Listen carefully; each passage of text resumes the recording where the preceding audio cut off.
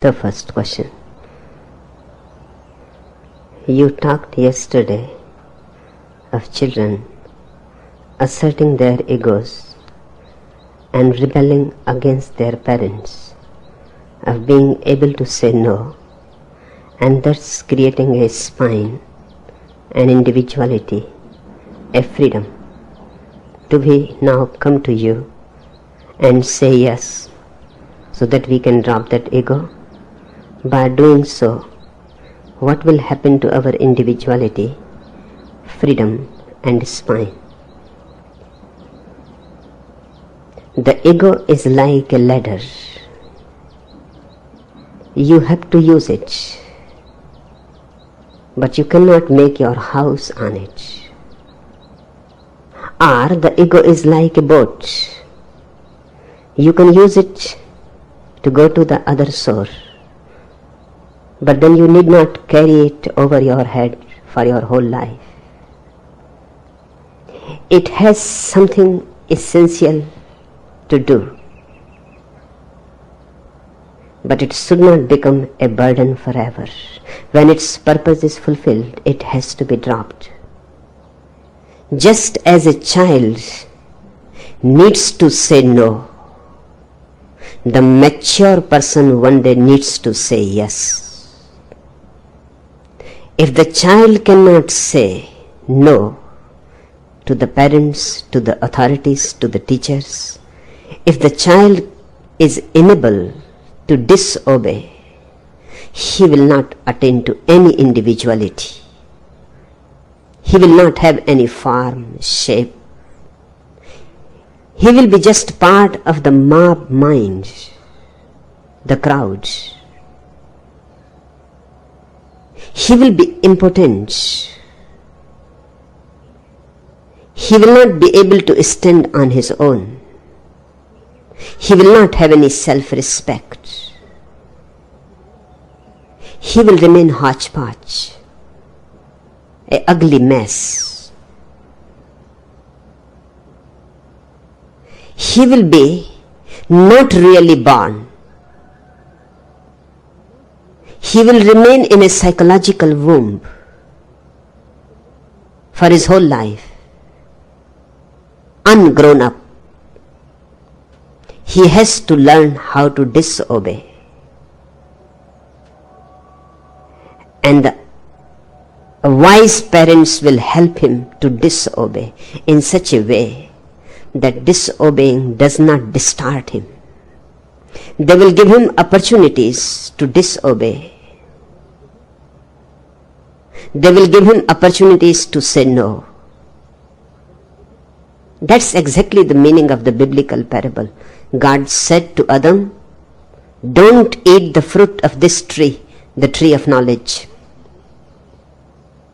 If you eat the fruit of this tree, you will be expelled from paradise."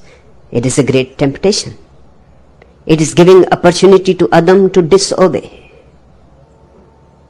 And also, God said to Adam that if you eat the fruit of this tree,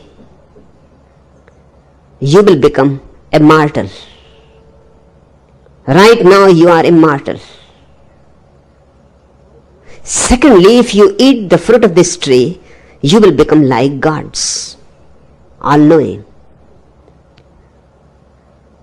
You see the temptation? Multi-dimensional temptation. First, you will be able to become like gods, all-knowing. Who will not like to become like gods, all-knowing? And the second, the danger, the risk, that if you eat from this tree, you will become mortal. Death will start happening to you. Now it is a challenge. Danger always attracts, and death is the greatest danger. God has not left any possibility for Adam to remain obedient. There must have been millions of trees in the Garden of Eden, and only one tree of knowledge. If Adam was left alone on his own, he may not have discovered it up to now. But God didn't leave it up to him. He pointed out the tree and created the temptation. You think the serpent did it? If the serpent did it, then he must have been in the service of God. A small child was telling to his mother. The mother had asked, what you have been taught today in the Sunday school?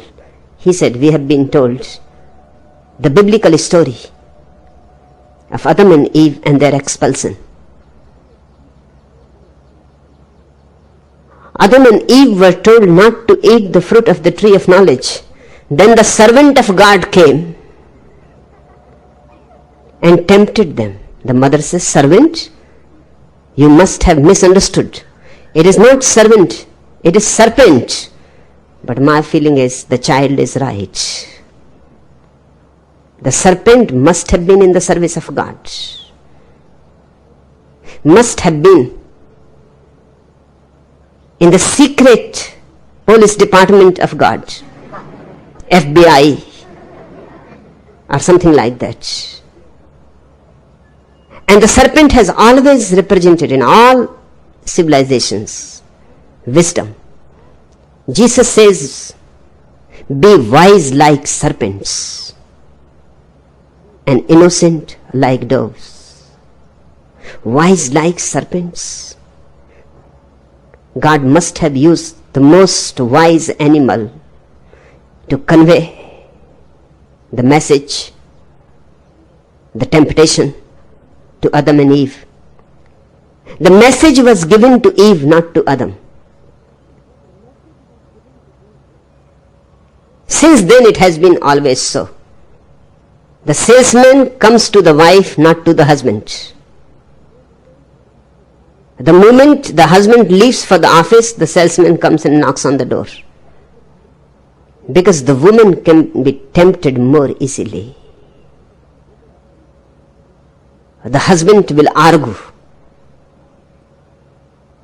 will be stubborn, will not listen, but the wife is easily tempted.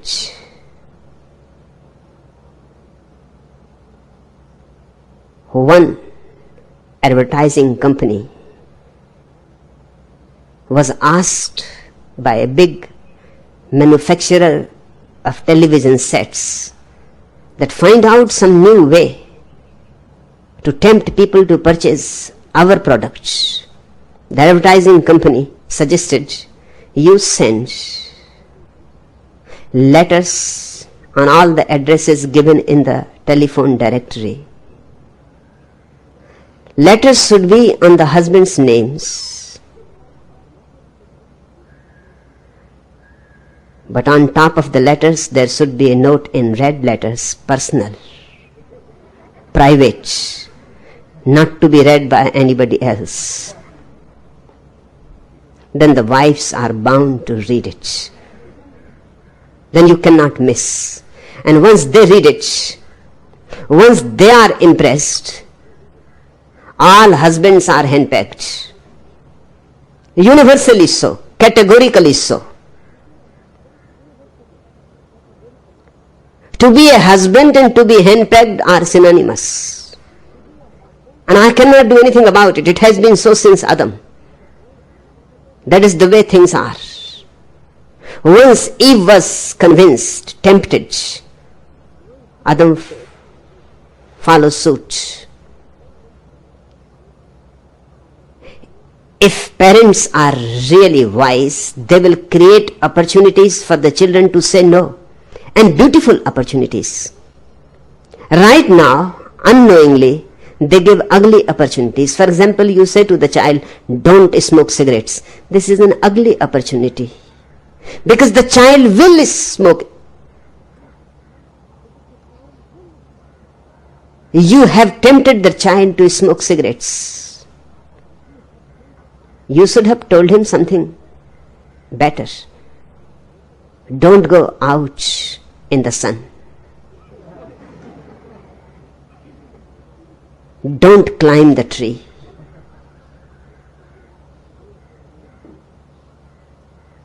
You say to the children, don't eat ice cream. You should say to them, don't eat fruits. That will be wise temptation.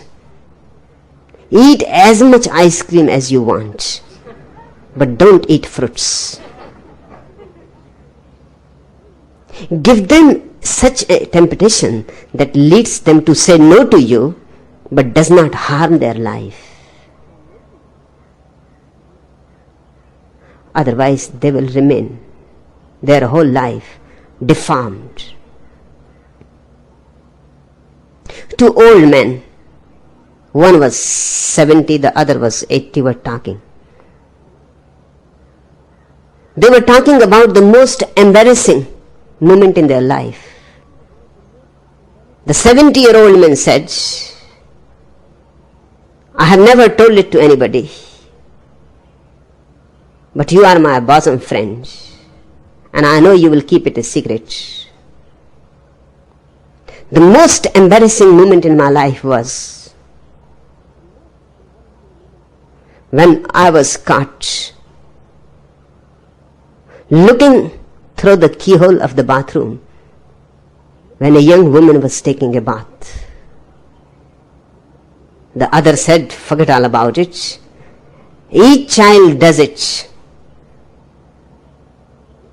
There is nothing to be so much embarrassed about it. And the old man said, I know, but it was yesterday.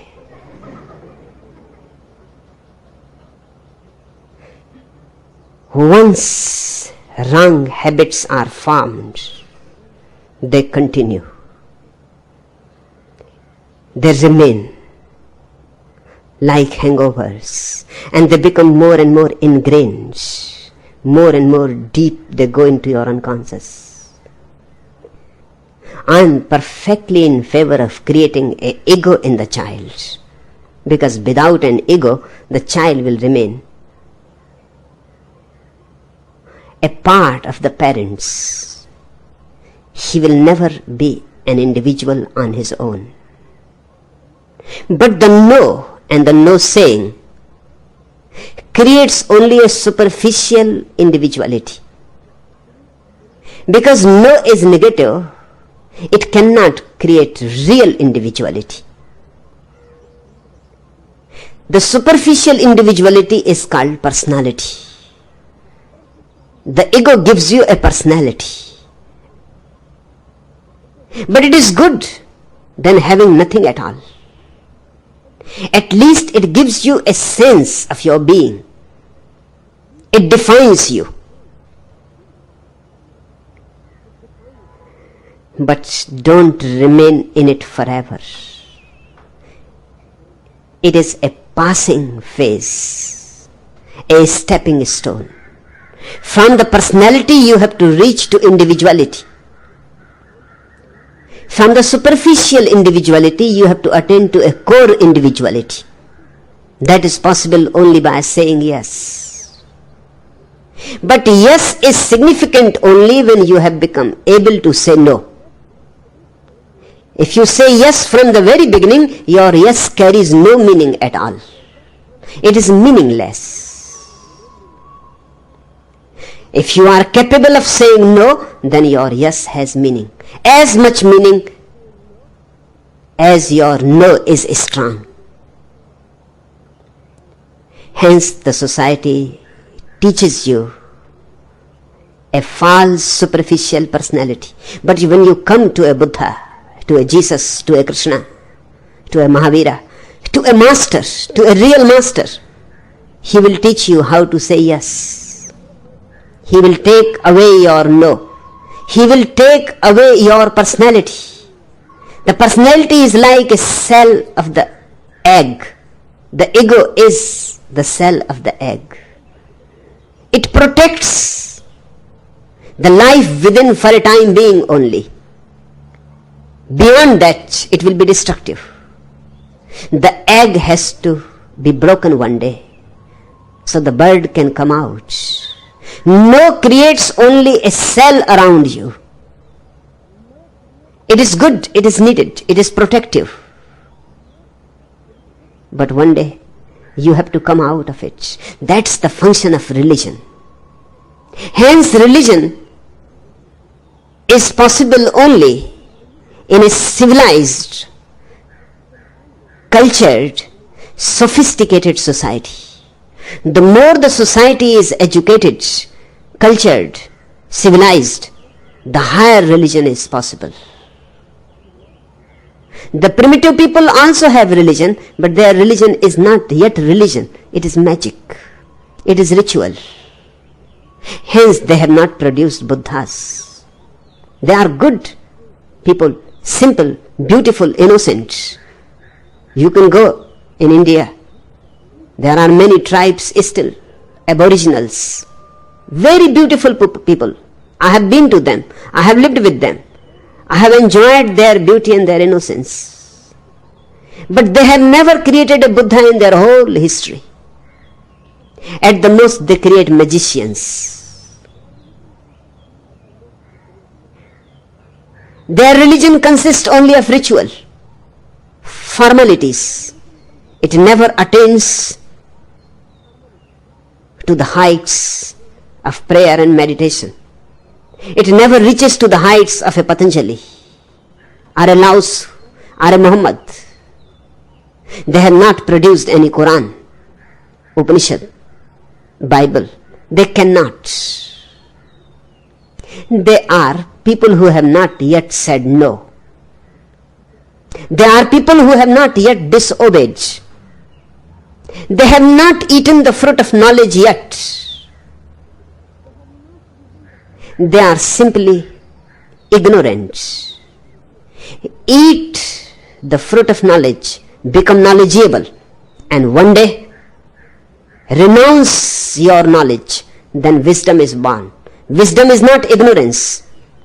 Wisdom is renunciation of knowledge. But first the knowledge is required.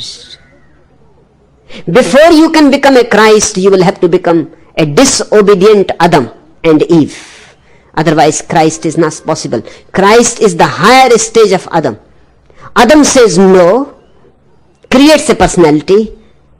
Christ says yes, drops the old personality and attains to a new individuality which is eternal. By saying no, Adam becomes a mortal. By saying yes, Christ becomes an immortal. By saying no, Adam becomes only apparently like a god. By saying yes, Christ really becomes a god. The process is paradoxical. Hence the question. I can understand your question, Nitin, that what will happen to our individuality, freedom and spine. The spine, the individuality, the freedom that is created by no is only a transitory process. You have to go beyond it. It is a boat that has to be left behind. When you have reached to the roof, you leave the ladder.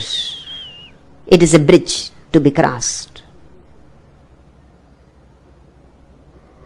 Now learn how to say yes.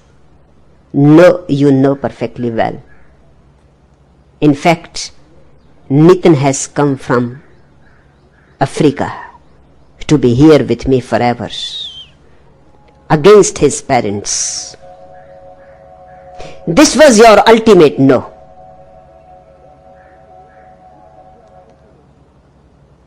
Those who come to me, they have to come against their parents. Because parents are Hindus, Mohammedans, Christians, Buddhists, Jainas. I am nobody. Coming to me, a Christian will become a non-Christian, and a Hindu will become a non-Hindu, and a Mohammedan will become a non-Mohammedan. I am not creating a new religion here, but a new man, but a new consciousness. I am not creating a new philosophy or theology, but a new vision, a new humanity. You have to come out of our old, rotten ideologies. Hence, parents are bound to be against you. They will not like you to be here. I can understand them. They are worried about you. They care for you. Although their worry is utterly wrong, but still it shows their care and their love. They would like you to remain in the fold in which they and their forefathers have always lived. They are worried you may go astray. Although they have not attained to anything by being in the fold, but still they would like you to be in the fold. It is safer, familiar, more secure.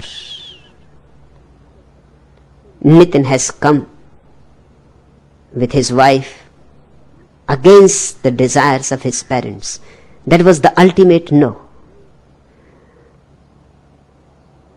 Now I will teach you how to say the ultimate yes. The function of the no is complete. If you go on saying no here too, then you are misunderstanding me completely. I am not your father. I am not your mother.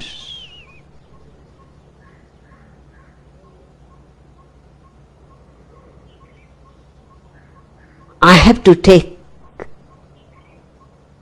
this no away from you and create yes.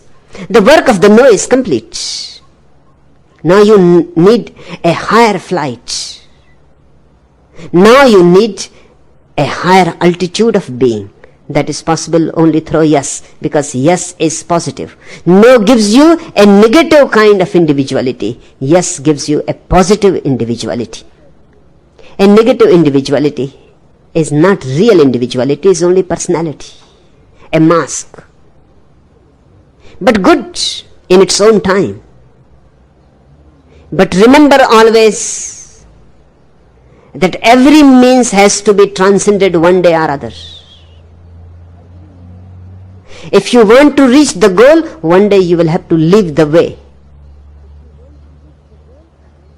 Buddha used to say that once I saw 5 fools carrying a boat on their heads in the marketplace.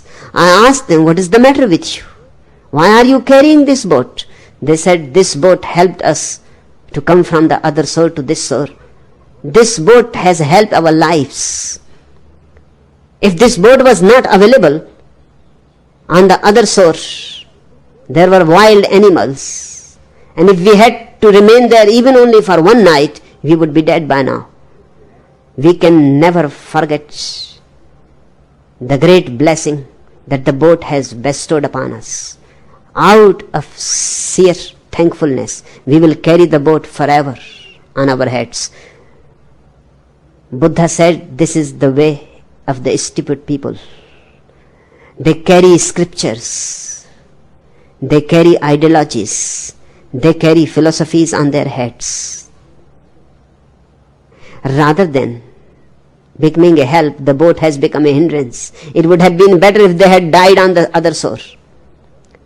At least they would have been saved carrying this weight for their whole life. Now this weight will kill them.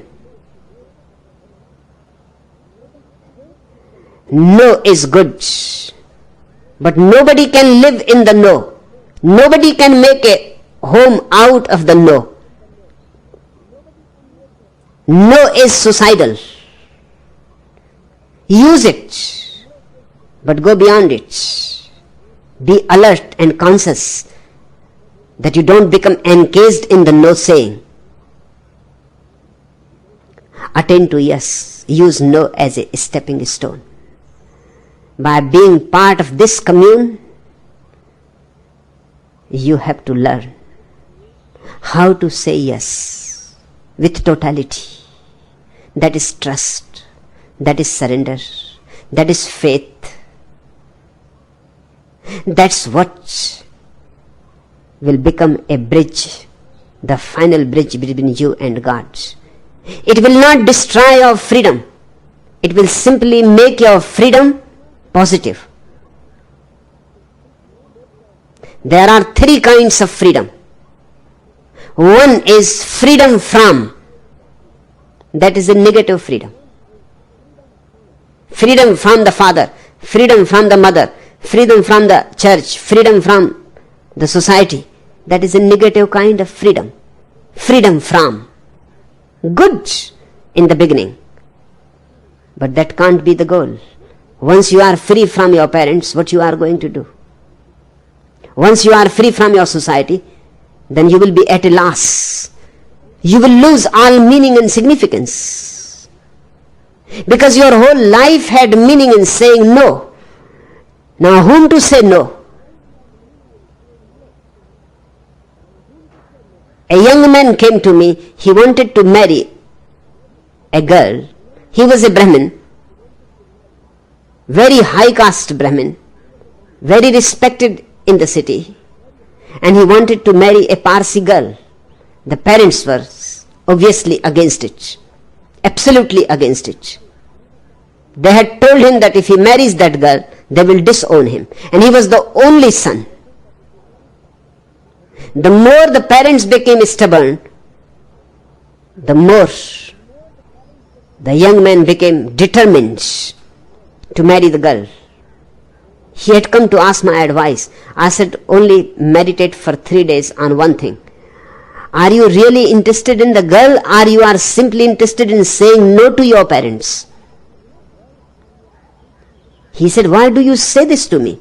I love the girl. I am absolutely in love. I said, if you say so, then get married. But I don't see any love in your eyes. I don't see any love in your heart. I don't see any fragrance of love. I only see some negative aura around you, a black aura around your face. It says you are determined to go against your parents. The girl is only an excuse, but he won't listen. If he was not going to listen to his parents, how he was going to listen to me? He got married.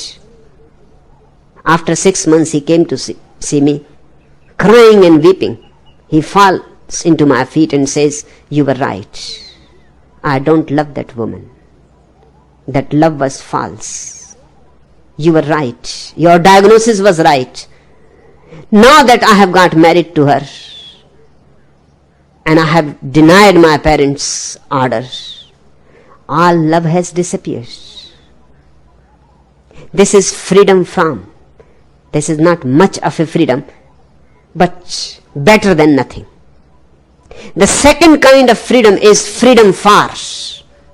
That is positive freedom. Your interest is not in denying something. Rather, you want to create something. For example, you want to be a poet.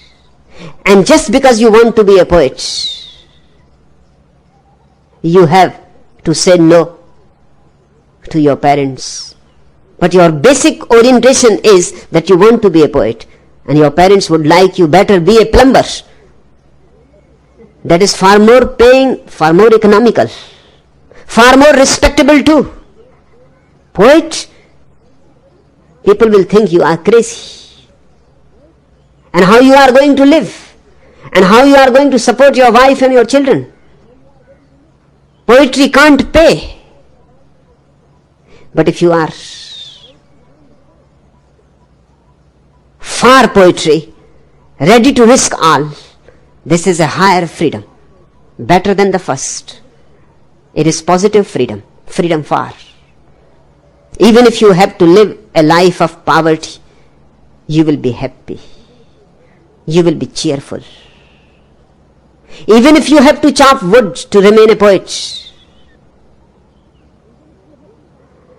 you will be utterly blissful, fulfilled, because you are doing what you wanted to do. You are doing your own thing. This is positive freedom.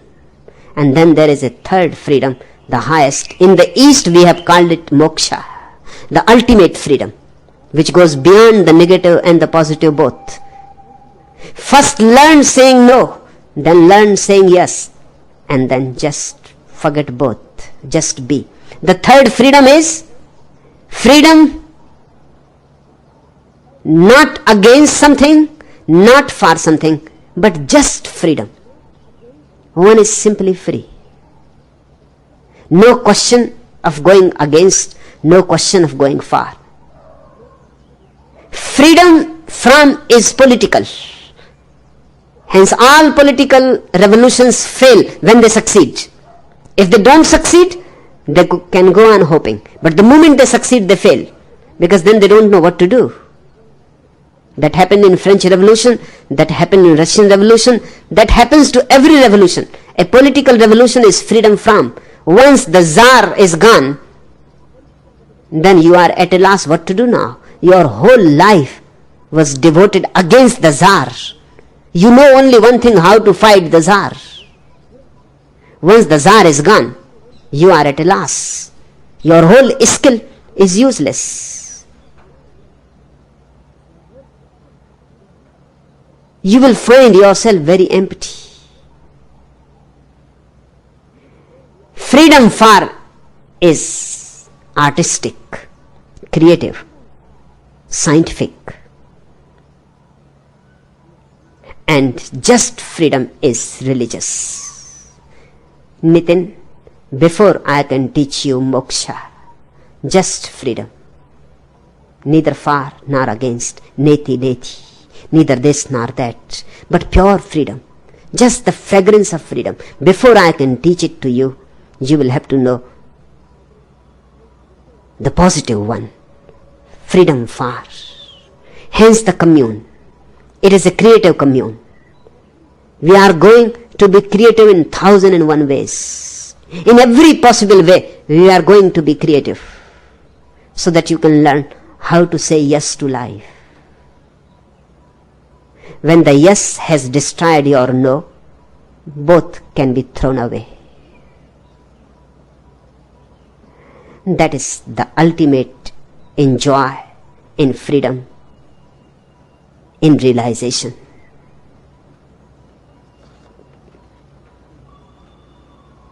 The second question, is not life sometimes far more surprising than the fictions themselves? Not only sometimes, but always. Fictions are only reflections of life. How can they be more surprising? No fiction is so fictitious as life itself. Life is made of the stuff called dreams. Hence the mystic says life is illusion, maya, a mirage. It is a mystery, unfathomable, infinite, beginningless, endless. So I will not say that only sometimes it is surprising. Each moment of it is a surprise. But you don't feel it. You feel it only once in a while, when something really extraordinary happens and you are soaked into wakefulness. Only then you understand that life is far more surprising, because you are fast asleep. Unless something out of the way, very outlandish, far out happens, you are shaken and soaked into a little bit of awareness.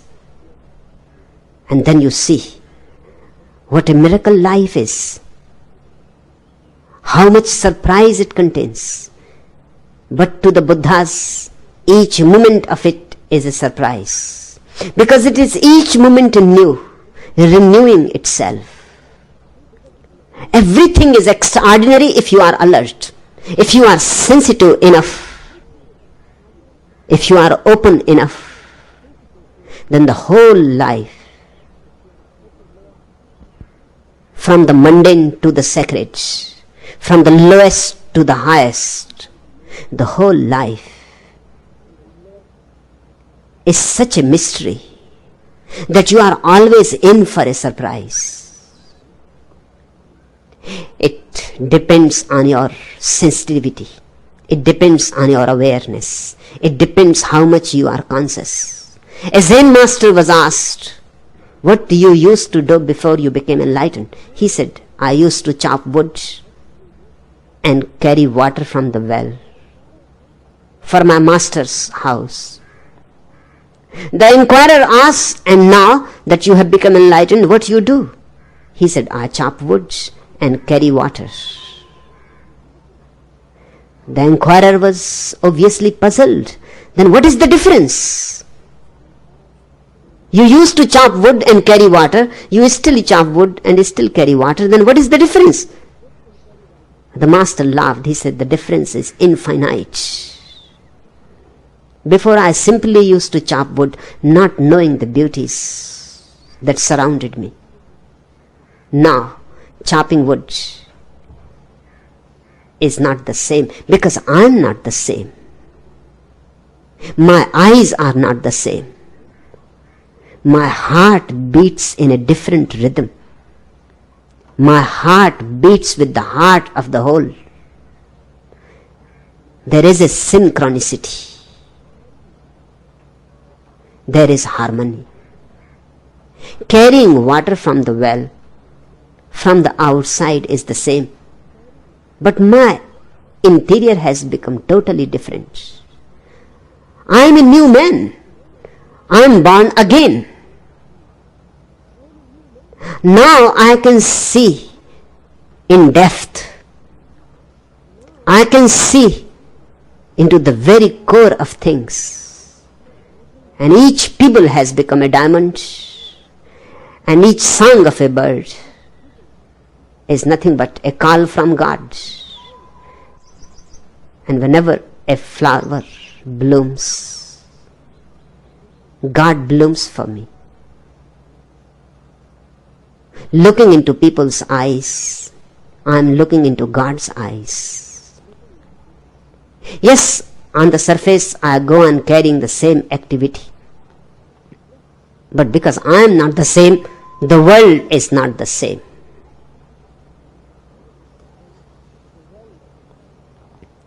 Start becoming a little more alert and watch things, and you will be surprised. Life is mysterious, inexplainable. Life is absurd.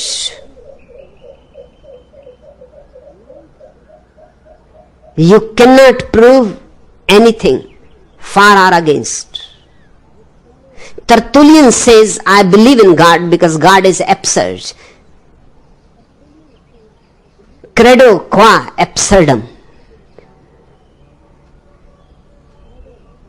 Why I believe in God? Because God is absurd.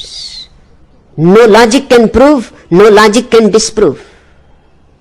It is a love affair. And life is very hilarious because it is very ridiculous too. If you become a little alert, you will find love, light, laughter everywhere. It is said when Hotei became enlightened, he started laughing. He lived at least 30 years afterwards. He continued laughing for 30 years, even in sleep. His disciples will hear him giggling. His whole message to the world was laughter. He will go from one town to another just laughing. He will stand in one marketplace, then in another, just laughing, and people will gather.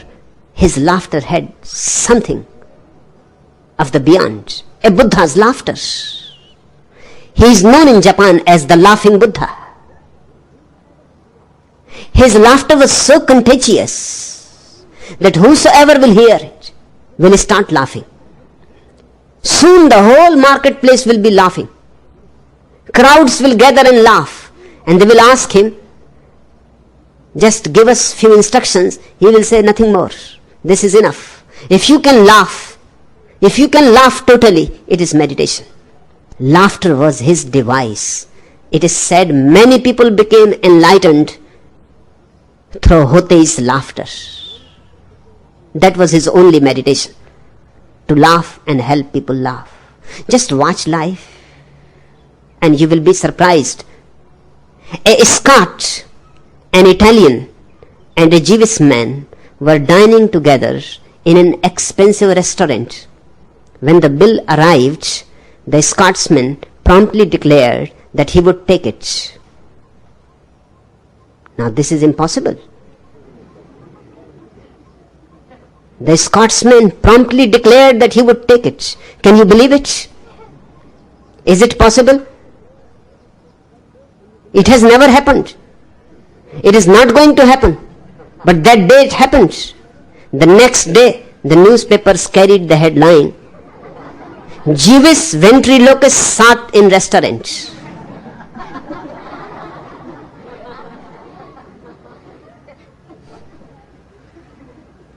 MacLeod and his wife visited one of the circus airfields where they charge $50 for a plane ride just around the town. Naturally, he would not spend the money until the pilot approached him. I will take you and your wife up for nothing, he said. It will be a rough ride, but if you and your wife let out one single word, one sound, while we are up there, then it is double. MacLeod accepted the challenge and up they went. It really was a rough ride. Dives, loops, turnovers. Finally they landed. You win, said the pilot. Not a word out of you. No, said the Scotsman, but I almost did speak when my wife fell out.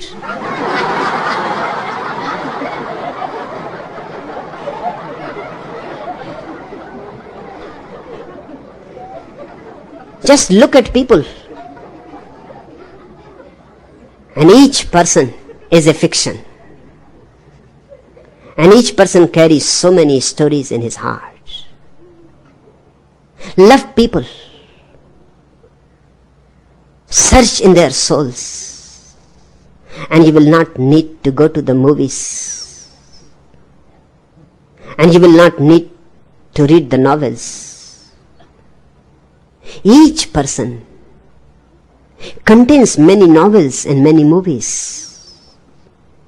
But we don't listen to people. We don't see people face to face. We don't hold their hands. We don't allow them to open their hearts. For the first time, humanity has become very closed. Each person is living a windowless life. Completely encapsulated. Open up. Throw your doors and windows open. Let wind and rain and sun come in. Let people enter in you, and you enter into people's lives. That is the only way to become aware of the tremendous mystery of life. And to be aware of the mystery of life is to be aware of God. One day, King Arthur decided to go in search of the Holy Grail, but he hesitated to leave his knight, Sir Lancelot, with his wife, Queen Guinevere. So he went to ask the wise Merlin for advice. Merlin told him to give him a few days to think it over. A few days later, King Arthur returned to see Merlin, who proudly showed him his new invention, a chastity belt. Puzzled, King Arthur looked at it and said, "But this is no good. It has the hole in the wrong place."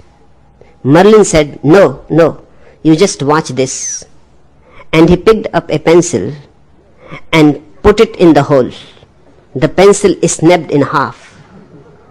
King Arthur was absolutely delighted and departed with the belt. After putting it on his wife, he set off in search of the Holy Grail, his mind at peace about Guinevere and Sir Lancelot, Many weeks later he returned and immediately lined up all his knights in the castle courtyard and told them to pull down their trousers. Lo and behold, all the knights were castrated, except the one at the end of the line, Sir Lancelot. King Arthur, distraught at having mistrusted his gallant knight, the only one to have upheld the honor of Queen Guinevere, went up to him and said, I give you my humble apologies. You are the knight that I mistrusted the most, but in fact you are the most loyal. I will grant you anything that you ask for. Say what it is that you desire. And Sir Lancelot went,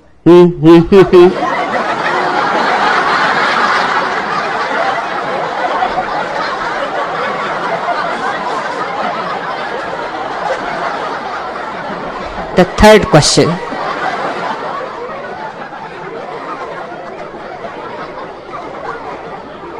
In a lecture you spoke about non-identification.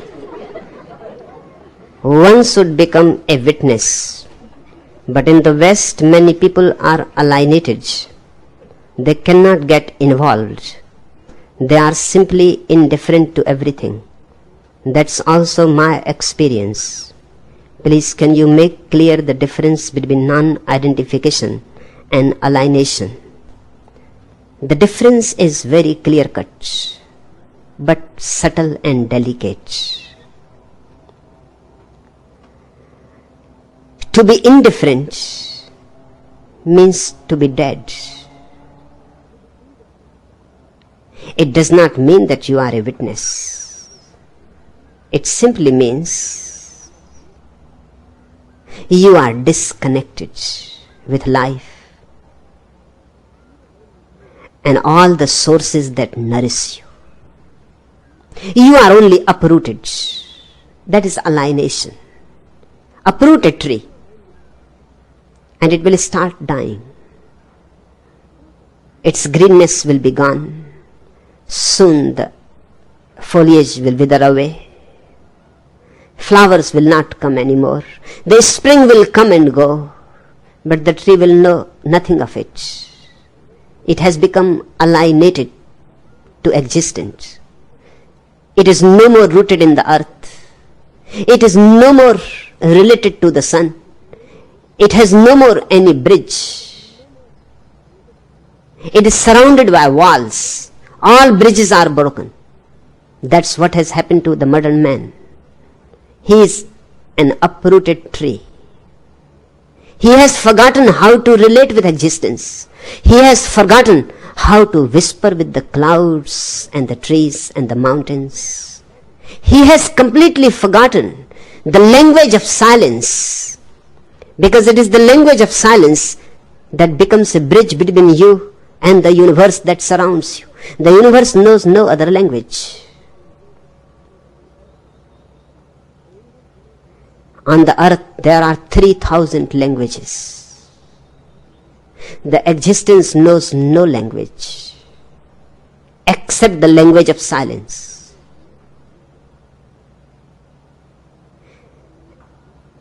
An English journal was talking to a German general after the Second World War.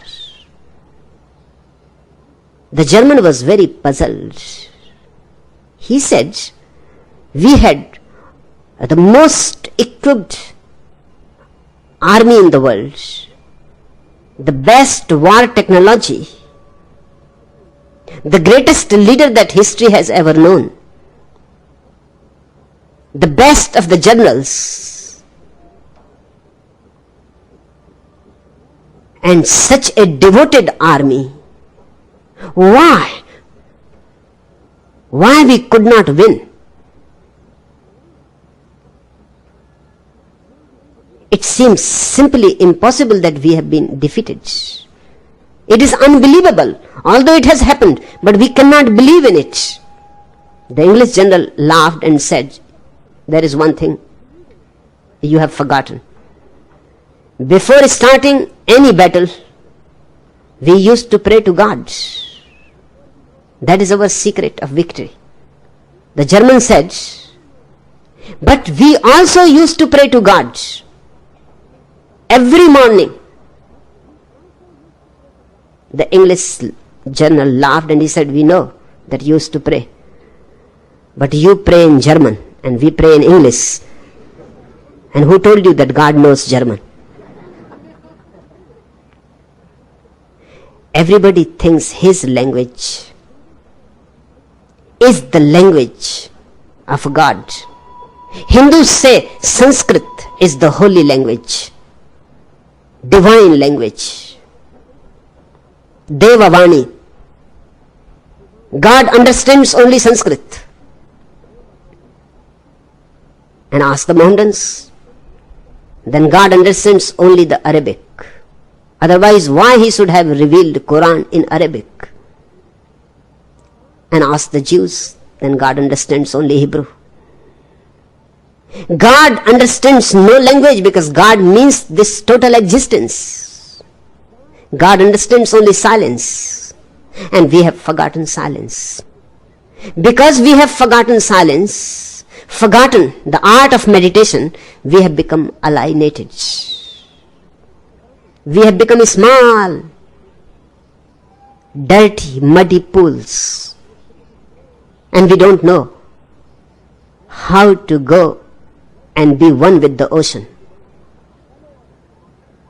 We go on becoming dirtier every day, shallower every day, because the water goes on evaporating. We are just muddy. Our life has no clarity. Our eyes cannot see and our hearts cannot feel. This state is the state of indifference. It is a negative state. The mystics have called it the dark night of the soul. It is not witnessing. It is just the opposite of witnessing. When I say be a witness, I am not saying become uprooted from life. I am saying live life in all its multidimensionality, but yet remain aware. Drink the juices of life, but remember that while you are drinking the juices of the life, there is a consciousness in you beyond all action, all doing. Drinking, eating, walking, sleeping are all acts, and there is a consciousness in you which simply reflects. A mirror-like phenomenon. It is not indifference. The mirror is not indifferent to you. Otherwise, why it should bother to reflect you at all? It is immensely interested in you. It reflects you, but it does not become attached. The moment you are gone, you are gone. The mirror does not remain remembering you. The mirror reflects now that which is in front of it. A witnessing consciousness lives in life, but with tremendous non-attachment, with great non-possessiveness. It possesses nothing. It lives totally. It lives passionately, but still with the knowing that I don't possess anything. The witnessing consciousness is not an island separate from the ocean. It is one with the ocean, but still a miracle, a paradox. Even being one with the ocean, there is a part that remains above the ocean, like the tip of the iceberg. That part is your witnessing soul. To create it is the greatest treasure in the world. One becomes a Buddha by creating it. Falling into indifference, you become simply unconscious. You go into a coma. You lose all joy of life. The celebration of life stops for you. Then you don't exist, you only vegetate. Then you are not a man, but only a cabbage. And that too uprooted. You become more and more rotten every day. You stink. No fragrance comes out of you. The same energy that could have become fragrance, passing through a witnessing soul, becomes a stinking phenomenon by becoming indifferent. But I can understand your question. From the outside, sometimes indifference and witnessing may appear alike. This has been one of the greatest calamity because they appear alike. Hence, true sannyas was last, and a phony sannyas became predominant. I call a sannyas phony if it lives in indifference. The phony sannyas is escapist. It teaches you not to enjoy life. It teaches you not to love music. It teaches you not to cherish beauty. It teaches you to destroy all the sources that beautify your existence. It teaches you to escape to the caves, ugly caves. Turn your back towards the world that God has given as a gift to you. The phony sannyas is not only against the world, it is against God too. Because to be against the world is to be against the creator of the world. If you hate the painting, you are bound to hate the painter. If you dislike the dance, how can you like the dancer? God is the painter, the world is his painting. God is the musician, the world is his music. God is the dancer, Nataraj, and the world is his dance. If you renounce the world, indirectly, you are renouncing God. The phony sannyas is escapist. Cheap it is. Easy it is. It is very easy to escape from the world and live in a cave and feel holy, because there is no opportunity for you to be unholy. No challenge. Nobody insults you. Nobody criticizes you. There is nobody present. So you can think that now there is no anger in you. You can feel that now there is no ego in you. Come back to the world. I know people who have lived 30 years in the Himalayas, and when they come back to the world, they are surprised to find that they are the same people. Nothing has changed. 30 years of Himalayas, a sheer wastage. But while they were in the Himalayas, they were thinking they have become very sacred, very holy. They have become great saints. And there were reasons for them to think so, because no anger, no ego, no greed. There is nothing to possess. So you feel non-possessive. Nobody to compete with. So you feel non-competitive. Nobody hurts your ego. So you don't feel the ego at all. Things are felt only when there is some hurt. For example, you feel your head only when there is headache. When the headache disappears, head also disappears from your consciousness. You cannot feel your head without headache. You become headless when there is no headache. Living in the Himalayan cave, you have escaped from all the hurts of the world, which make you aware again and again of the ego, of the anger, of the greed, of jealousy. Coming back into the world, you will find everything is again back, and back with a vengeance, because 30 years it has been accumulating. You will bring bigger ego than you had ever taken with you to the Himalayas.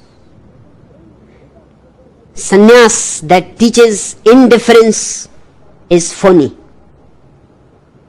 Sannyas that teaches you how to live in the world and yet float above it, like a lotus flower, like a lotus leaf, remaining in the water and yet untouched by the water, remaining in the world and yet not allowing the world to enter in you, being in the world yet not being of the world.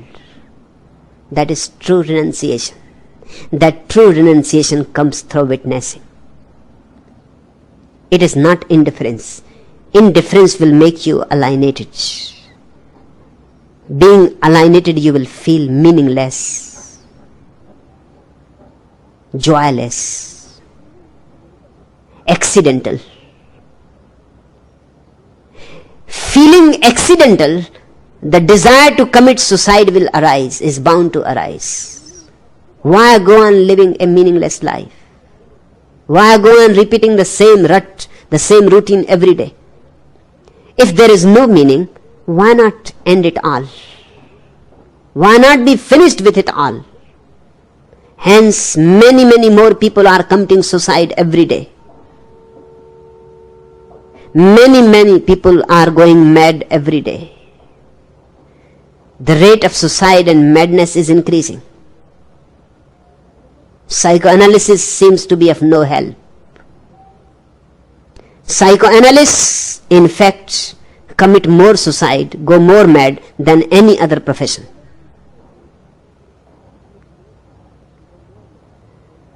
Nothing seems to help the modern man, because the indifference is too heavy. It has created a dark cloud around himself. He cannot see beyond his own nose. He is suffocating in his only world, his lonely world. The walls are so thick, thicker than the China wall, that even when you love, you are hidden behind your wall. Your beloved is hidden behind her wall. There are two China walls between you. You shout, but no communication seems to be possible. You say one thing, something else is understood. She says something, you understand something else. Husbands and wives, sooner or later, come to one understanding that it is better not to talk. It is better to keep silent, because the moment you utter a word, and misunderstanding is bound to follow. All communication has disappeared from the world. Everybody is living a lonely life. Lonely in the crowd. The crowd is becoming bigger and bigger every day. The world population is exploding. There have never been so many human beings as there are today. And man has never been so lonely. It's strange.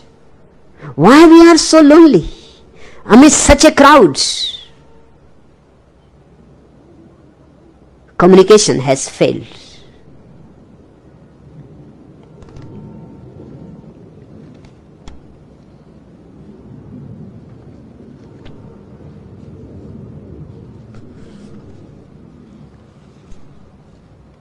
Gaffney staggered into a bar, crying. "What happened?" asked Brady, the bartender. "I did a horrible thing," sniffed the drunk. "Just a few hours ago, I sold my wife to someone for a bottle of scotch."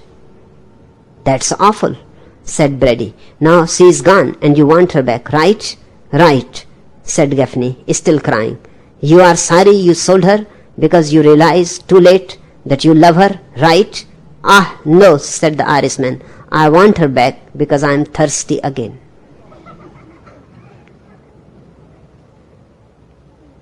It is becoming more and more difficult to understand people, because such thick, dense indifference surrounds everybody that even if you shout, you can't be heard. Or they hear something which you have not said at all. They hear that which they want to hear, or they hear that which they can hear. They hear not what is said, but what their mind interprets. Two black teenage girls wandered into a photographer's shop in Alabama to have their photos taken. The photographer set them down and then busied himself under the black cloth behind his camera. "What's he doing?" whispered one girl to her friend. "He's gonna focus." She whispered back, "What, both of us?"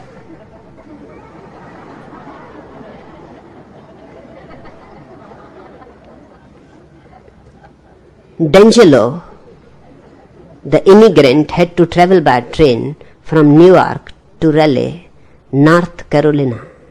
When he was met by a cousin, it was obvious that D'Angelo was in a very bad mood. "What happened?" asked his relative. "Ah, that goddamn conductor. He tell me, no do this and no do that," exclaimed the Italian. "I take out my sandwich and he say no in a dining car. I start a drinker some vino and he says no in a club bar. So I go in a club car, meet a girl, and she take me back to her empty compartment, and then the goddamn conductor, he come along and I yell, 'No Foca Virginia, no Foca Virginia.'"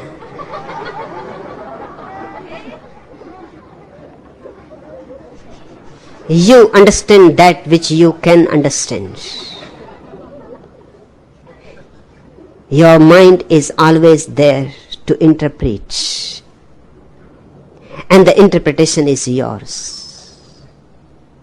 It has nothing to do with what has been told to you. People are becoming more and more lonely, and out of desperation, they are trying every possible way to communicate. Nothing seems to help. Nothing can help unless they start learning the art of silence. Unless a man and woman know what silence is, unless they can sit together in deep silence, they cannot merge into each other's being.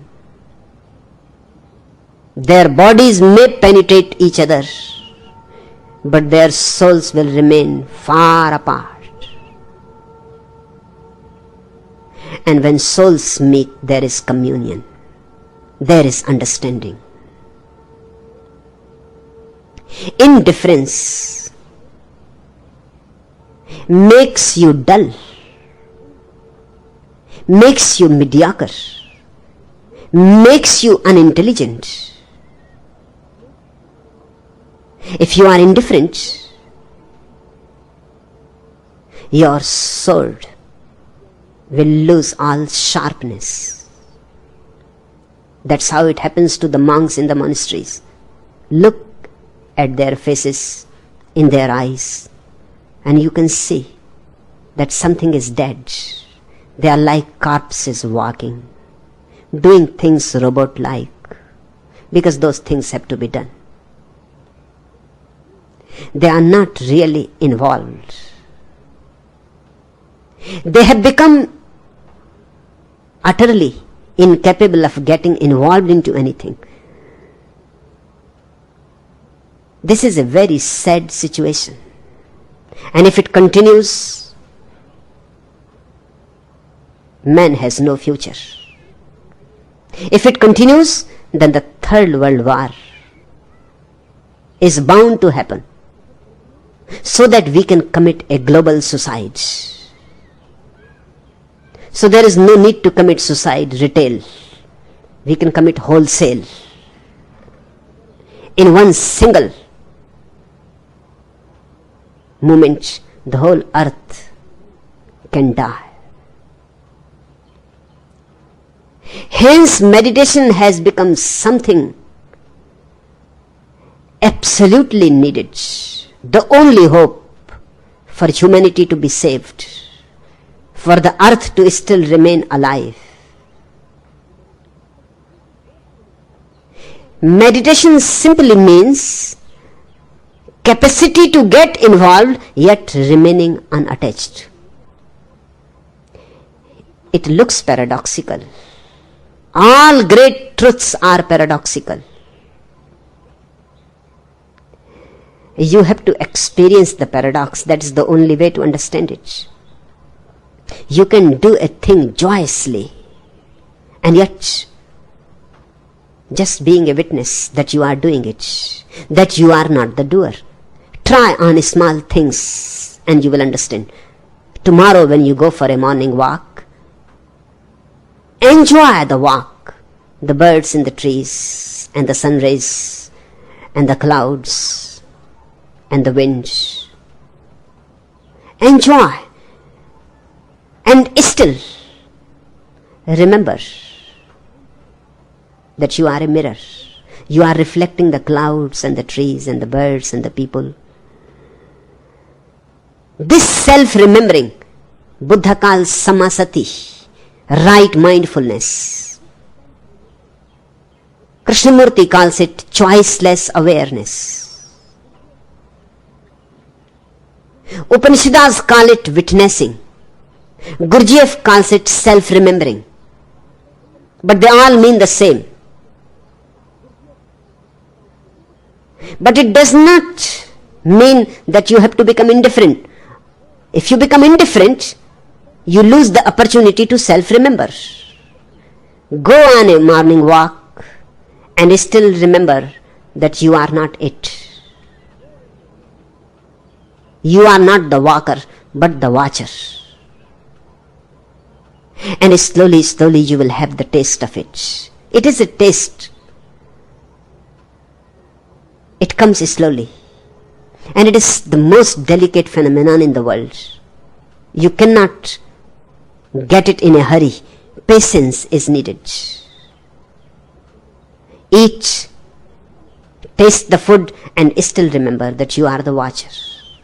In the beginning it will create a little trouble in you, because you have not done these two things together. In the beginning, I know, if you start watching, you will feel like stopping eating. Or if you start eating, you will forget watching. Our consciousness is one way. Right now as it is, it goes only towards the target. But it can become two-way. It can eat and yet watch. You can remain settled in your center and you can see the storm around you. You can become the center of the cyclone. And that is the greatest miracle that can happen to a human being, because that brings freedom, liberation, truth, God, bliss, benediction.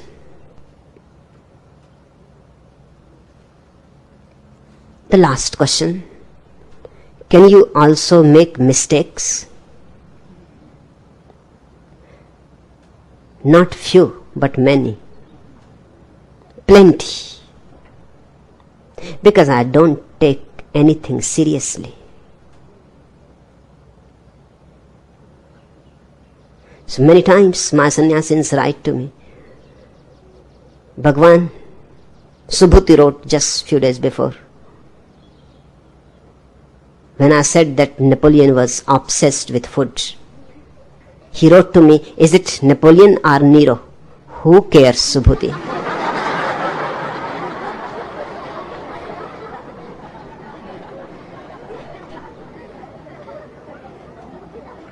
Whichever you like. Sometimes I say Nero, sometimes I say Napoleon.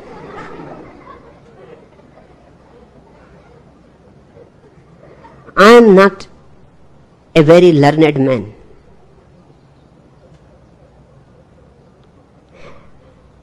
And I am absolutely happy in being utterly unlearned.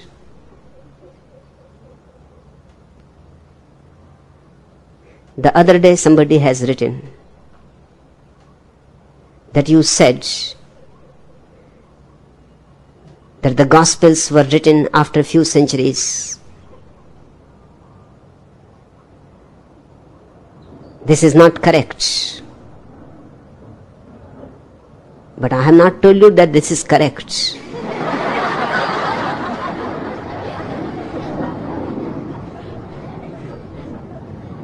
If it is incorrect, it makes no difference to me.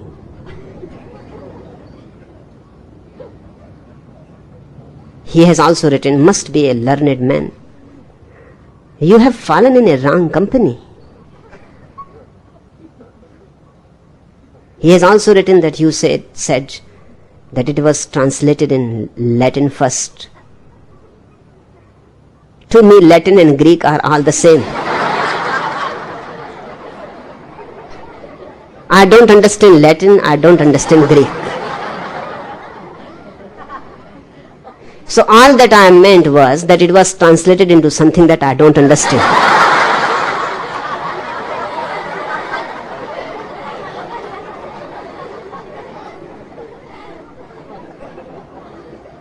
Tirtha understands it perfectly well. He has written a story.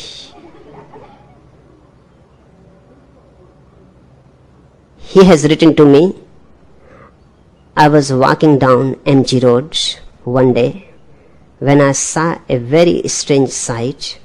There was this man right in the middle of the road, moving his arms as though he was rowing a boat, demonstrate but mind the microphone. I watched for a while and eventually had to call out to him to find out what was going on. What are you doing? I shouted. Rowing a boat, of course, he replied. But you are not in a boat, he called back. I am not, he yelled, looking panic-stricken.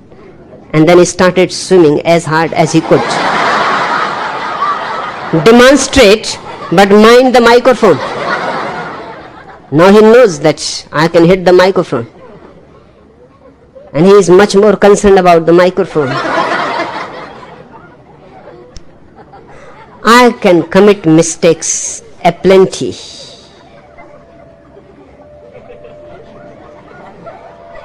But I am not deterred by them. I go on committing them. Because if I start thinking that no mistake has to be committed, then I cannot relate to you what I want to relate. Then I will have to be absolutely silent. Because the truth that I have known can only be related if I am ready to commit many mistakes. Then too it is not related as it is. A telephone operator in San Francisco says that the city's Chinatown receives fewer calls than any other area of similar size in the city, and with a straight face she explained the reason. I guess there are so many people named Wing and Wang that people are afraid they will wing the Wang number. I am not afraid. I go on winging the Wang number.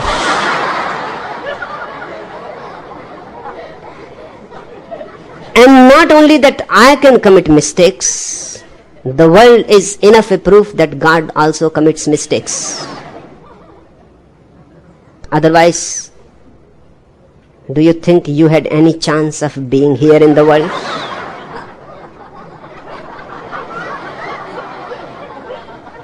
Mullah Nasruddin was speaking to Morarji Bhai Desai. Seeing Mullah Nasruddin in orange, Morarji Bhai Desai was obviously annoyed. He said to Nasruddin, Mullah, what turned you on to Rajneesh? The day I saw him walking out with his hands folded, I knew then that God exists, replied Mullah. Murarji, looking at Mullah from the corner of his eye, asked, and what do you feel when you see me? Mullah said that God can also make mistakes. Enough for today.